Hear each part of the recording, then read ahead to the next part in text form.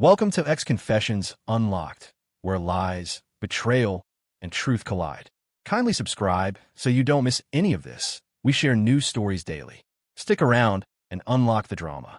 Now, let's get into today's story. I'm pregnant, but it's not yours. That was the sentence that split my world in half. No warning, no guilt in her voice, just a sharp, almost defiant confession, like she expected me to fall apart right there on the kitchen floor. I didn't. I just looked at her, really looked. She wasn't crying. She wasn't apologizing. She was bracing, like she'd already played the scene 100 times in her head, and each version ended with me breaking something, screaming, begging. I didn't give her that. Instead, I said congratulations. My name's Eric. I'm 36 now. At the time, I was 33, married to a woman named Danielle. We'd been together for 6 years, married for 4. We met in our late 20s when I was still trying to find footing as a freelance app developer, and she was managing PR accounts at a boutique firm downtown. Danielle was bold, beautiful in that commanding, magazine cover kind of way, and she had ambition spilling out of her eyes. She didn't date dreamers, her words, but I guess I slipped under the radar because I had enough charm to seem like I had my act together. Truth is, I was always chasing something just out of reach. Clients who paid late, side hustles that never scaled, endless pitches that went nowhere. I worked long hours, burned through caffeine like oxygen, and always felt like I was one small break away from finally proving I wasn't just playing house with a woman far out of my league. Danielle didn't complain, not at first, but I felt the slow shift, the sighs when I worked late, the way she started introducing me as he's figuring it out right now, instead of he's building his company. The compliments turned into questions, then critiques. You know, you're almost 32, right? She once asked after I lost a second investor pitch in 2 months. When does potential expire? I laughed then, shrugged it off, but it landed like a gut punch. By the time we hit our 4th year of marriage, we were sleeping back to back, eating in silence, and living like quiet, unhappy roommates. I knew we were off. I didn't know how far gone we really were until that morning in the kitchen. Danielle stood with her hands pressed on the marble counter like she was anchoring herself. She didn't look sorry. She looked relieved, like she had been carrying something unbearable, and now it was finally out. "I'm not asking for forgiveness," she said. "I'm telling you because I don't want to lie to you anymore. You deserve honesty." Honesty. That word felt like a slap. I asked who the father was. She hesitated, then said his name. Jason. I knew him. Of course I knew him. He worked in her office. One of those startup bros with a tailored blazer and a podcast about hustle culture. I'd met him at a few work events. He always had a little too much eye contact and a handshake that lasted just a second too long. "How long?" I asked. Danielle looked away. 6 months. That was the part that did it. Not the betrayal. Not the pregnancy. Not even that she picked someone who seemed like a parody of everything she used to roll her eyes at. It was the 6 months. It meant that while I was working late nights to finish my prototype, skipping weekends to learn new frameworks, chasing clients and grinding out bugs, she was slipping into someone else's bed and then coming home like nothing had changed. I didn't scream. I didn't cry. I said, congratulations, and I meant it with all the weight of 1,000 shattered things behind it. I walked out that morning with a duffel bag and a numb kind of calm. Not peace. Not anger. Just nothing.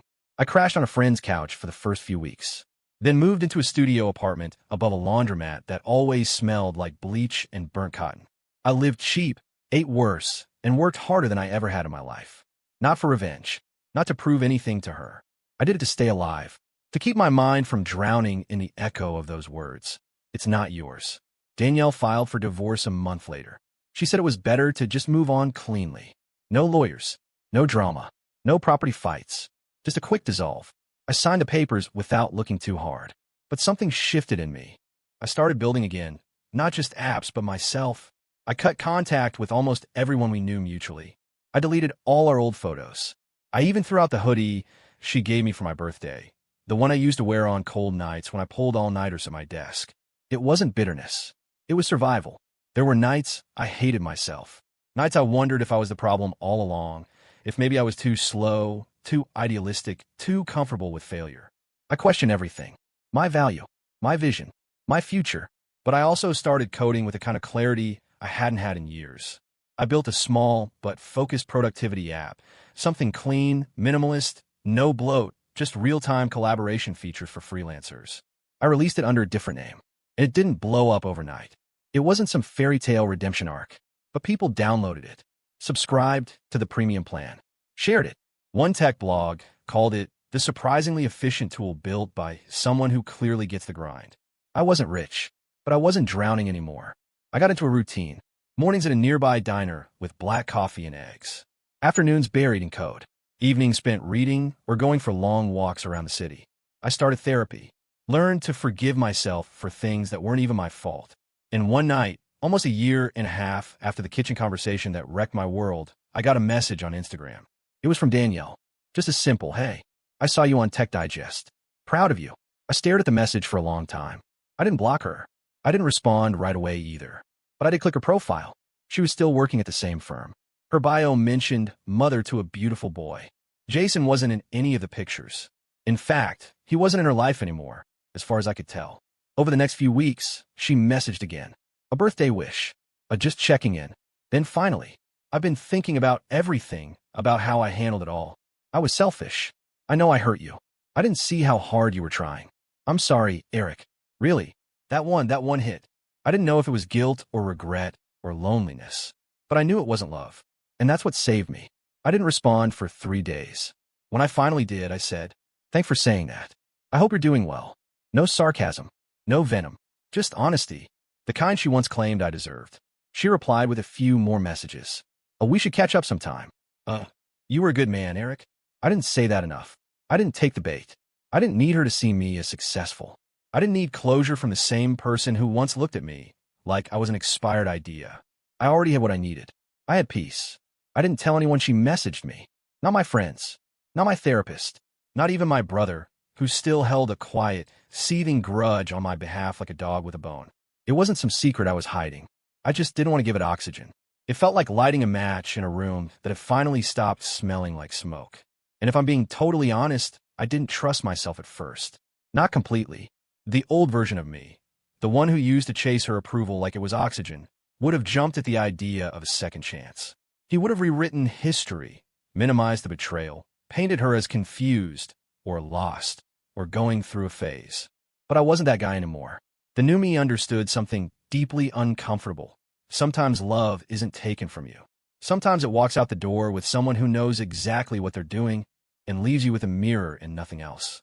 Danielle's messages kept coming every few weeks. Casual, light. She never brought up Jason again and never asked to meet in person, but her intent was clear. She wanted back into my life in some capacity. Not as my wife, not even necessarily as a friend, just not erased, not forgotten.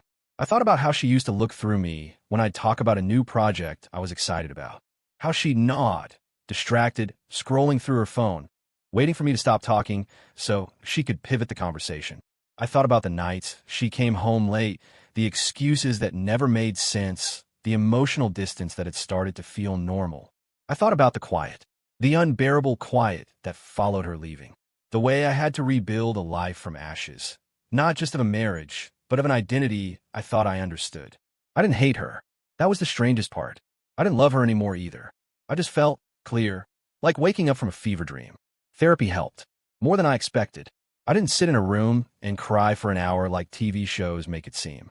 I mostly talked, thought out loud, drew lines between things I hadn't connected before. Turns out, I had been chasing external validation my whole adult life, from teachers, bosses, women I dated, Danielle. My sense of worth had been outsourced entirely. And when she left, it wasn't just heartbreak. It was withdrawal.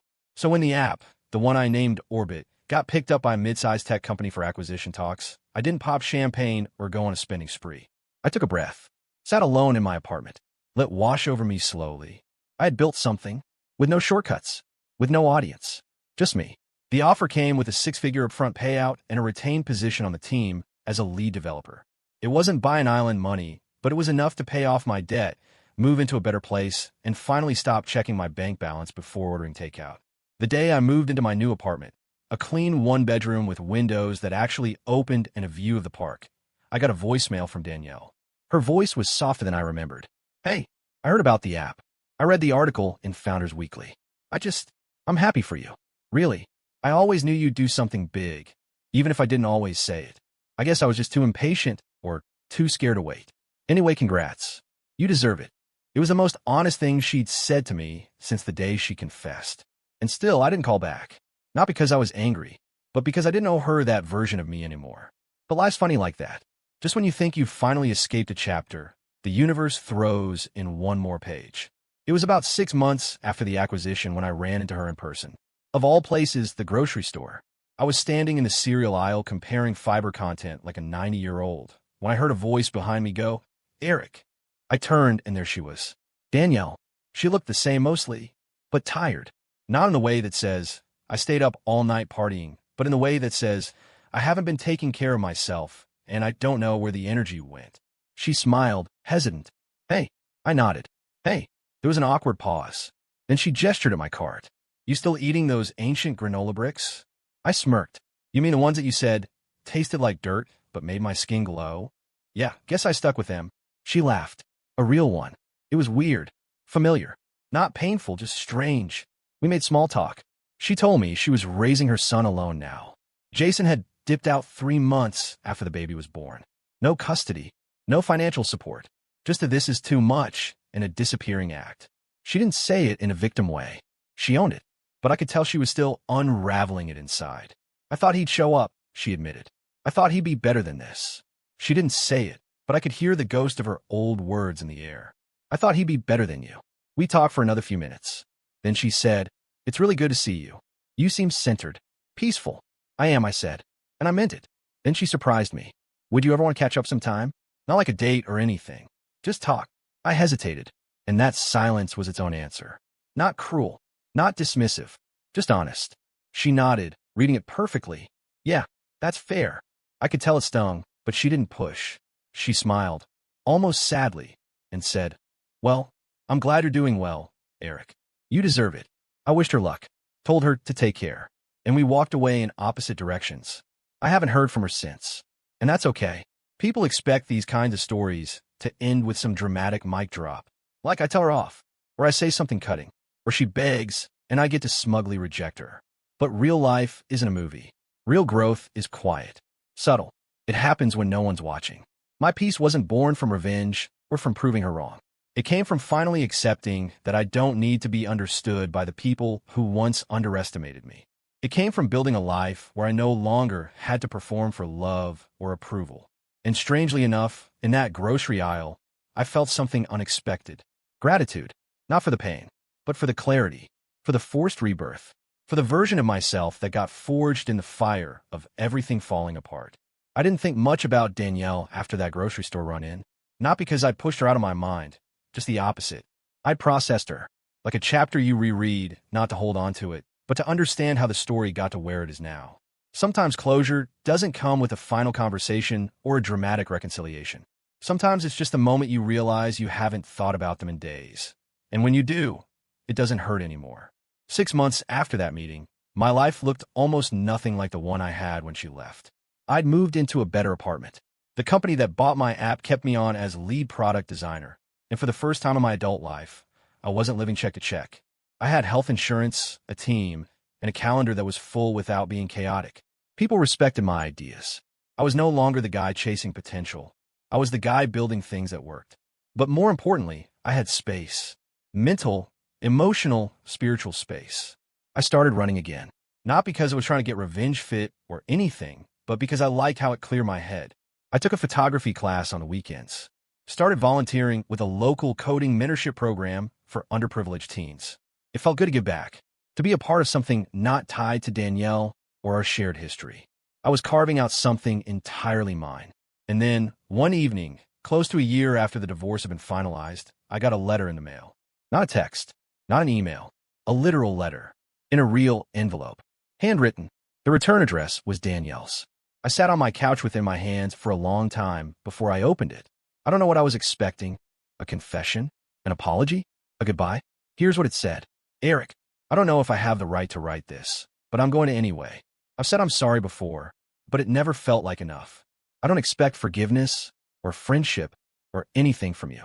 I just want to be honest, maybe for the first time in a long time. I think about what I did to us every day, not out of guilt, though there's plenty of that, but because I now understand what I destroyed.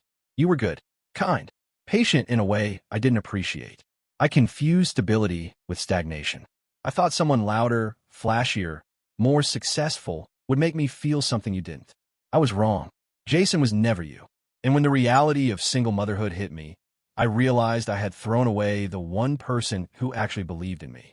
I see your success now, and I'm proud of you. Truly. Not because I had anything to do with it, but because you always had that in you. I just didn't wait long enough to see it bloom. If this letter means anything, let it mean this. You weren't the failure. I was. Wishing you peace and happiness. Danielle. I read it twice, then once more the next morning. It didn't change anything, but also didn't sting. There was no victory in it, no triumph, just a quiet affirmation that my healing wasn't imagined, that I hadn't made her out to be worse than she was. That what I remembered was real. The pain, the dismissal, the slow erosion of love, it all happened. And she finally saw it. I didn't respond, not out of spite, but because there was nothing left to say. That letter wasn't a door opening again. It was a door closing, gently this time without a slam. A few weeks later, something small but powerful happened. I got invited to speak at a tech conference about bootstrapping startups. It was a 20-minute talk, nothing fancy, but it meant something to me. It was on a stage, with lights, a mic, an audience. I stood there, looking out of the crowd, and realized I wasn't nervous. Not because I thought I had all the answers, but because I knew who I was now. I started the talk by saying, "Hi, I'm Eric. I'm a developer. But more importantly, I'm someone who got written off and decided not to write myself off with them." People laughed. A few even clapped. And just like that, I wasn't telling my story for validation. I was telling it for someone out there who might still be in that basement apartment, staring at the ceiling, wondering if they're ever going to be seen again. The talk went viral in a small way. Got picked up on LinkedIn. A couple thousand shares. Nothing life-changing, but I got messages. From strangers. From old friends. Even from a college professor who said, "I always knew you had this in you. I'm glad you found your moment." And then, one morning, I woke up to a message that took me completely by surprise. It was from Jason. Yeah, that Jason. The message said, "I know I'm probably the last person you want to hear from, but I saw you talk. I've been going through some heavy stuff lately, and it hit me harder than I expected. I was an ass. I don't know if there's any version of the universe where we could ever talk, but I wanted to say, I respect what you built. You made something out of the ashes. I didn't. That's on me." I stared at it. I'll be real. Part of me wanted to ignore him completely. But another part, the part that had finally learned how to stop bleeding into old wounds, typed back. "Takes guts to say that. I appreciate it. Hope you find your footing too." That was it. Nothing else. I've learned that forgiveness doesn't always look like a hug or a tearful reunion. Sometimes it's just the decision not to carry the bitterness forward. Sometimes it's choosing to respond with dignity when silence would be easier. These days, I still code. I'm building a second app now, this time focused on mental wellness and digital boundaries. It's weirdly poetic considering where I started. I still go for runs. I still drink too much coffee. I still overthink sometimes. But I sleep better. I laugh more. I date when it feels right. No pressure. No pretending. And every now and then, when someone hears even a piece of what happened to me and asks, "Would you ever take her back if she really changed?" I just smile. Not because it's a funny question, but because the answer is simple. I don't need her to change anymore. Because I did. And that changed everything.